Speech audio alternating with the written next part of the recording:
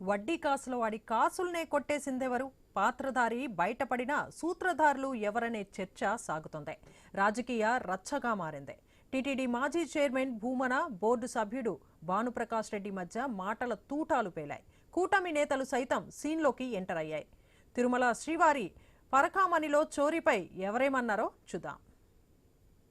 కింద పంచాయతీ వెంకటేశ్వర స్వామి ఆలయంలో చోరీ జరిగితే ఎవరిని తప్పించడానికి, ఎవరిని మెప్పించడానికి అప్పుడు నుండి అధికారులు రాజీకి వెళ్లారు. దీంట్లో ముఖ్యమైన విషయం మనకేంటంటే టీటీడీ విజిలెన్స్ రిపోర్ట్ మిత్రులారా. అప్పుడు టీటీడీ విజిలెన్స్ నివేదికలు ఏమిచ్చారంటే, మాకు పోలీస్ శాఖ నుంచి తీవ్రమైన ఒత్తిడి వచ్చిన కారణంగా, ఇదేదో భానుప్రకాశో దివాకర్ చెప్పే మాటలు కాదు, టీటీడీ విజిలెన్స్ నివేదిక ఇది. మాకు పోలీస్ అధికారుల నుంచి వచ్చిన ఒత్తిడి కారణంగా మేము ఈ కేసుని లోక్ అదాలత్లో రాజీ చేసుకున్నాము. మాకు అర్థం కాలేదు పోలీస్ అధికారులు మా మీద ఎందుకు అంత ఒత్తిడి తెచ్చారని చెప్పి అప్పటి నుండి విజిఓ గిరిధర్ గారి రిపోర్ట్ ఇది మిత్రులారా. గిరిధర్ గారి రిపోర్ట్ ఇది.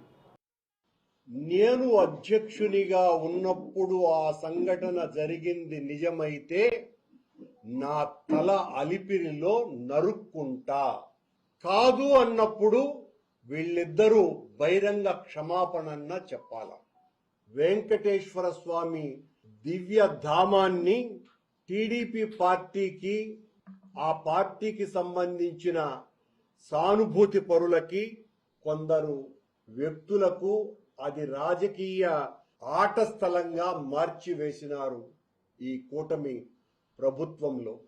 జియర్ మఠానికి సంబంధించిన రవికుమార్ అనేటువంటి వ్యక్తి పరకామణిలో చోరీ చేస్తూ ఉండగా $800 నోట్లు అతని దగ్గర విజిలెన్స్ వాళ్ళు పట్టుకోవటం జరిగింది. రవికుమార్ అనే 20 సంవత్సరాలకు దాదాపు 20 సంవత్సరాలు ఇందాక మాజీ టీడీ చైర్మన్ గా చెప్పారు ప్రెస్ మీట్ లో. ఆయన 100 కోట్లు అన్నాడు, 100 కోట్లు ఉండొచ్చు. దాని పై మాటే దోచేయచ్చు, కోర్టులు జైళ్లు శిక్షలంతా వద్దు, ప్రాయశ్చిత్తం చేసాం, తప్పు చేసామంటే క్షమించేస్తారంట. అప్పుడు ఈ పోలీస్ స్టేషన్లు ఎందుకు, ఈ చట్టాలు ఎందుకు, ఈ లా ఎందుకు, ఇవన్నీ ఎందుకు నాకు అర్థం కాదా. ఎందుకంటే రవికుమార్ పట్టుకొస్తే గత ప్రభుత్వంలో ఎవరెవరికి ఎంత వాటాలు ఇచ్చినాడో, ఆయన పట్టుకున్నప్పుడు ఎవరెవరికి ఎంత రాసినాడో, ఏ ఆస్తులు ఇచ్చో తీయాలి.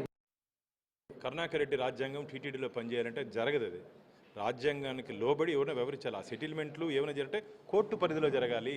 అసలు సెటిల్మెంట్ ఏంది, శిక్ష పడాలి ఆయనకి. వెంకటేశ్వర సొత్తు కొట్టేసి నేను మారిపోయిన రాత్రి అని చెప్పి దండం పెట్టి ఆశీర్వాద ఇచ్చేస్తే ఈరోజు రాష్ట్రంలో దొంగలందరూ కరుణాకర్ రెడ్డి ఇంటికి వచ్చి మాకు సెటిల్ చేయండి అంటే సెటిల్ చేసి పంపించేస్తావా? వాళ్ళకి ఏం శిక్ష పడకుండా కోర్టులు ఎందుకు, పోలీస్ స్టేషన్లు ఎందుకు, జైలు ఎందుకు, బెయిల్ ఎందుకు? కరుణాకర్ రెడ్డి ఇది మంచిది కాదు. కరుణాకర్ రెడ్డి గారు, మీరు దొంగలను ప్రోత్సహించే విధంగా మీ నిర్ణయాలు ఉన్నాయి. ఇది మంచిది కాదు అని చెప్తున్నాం.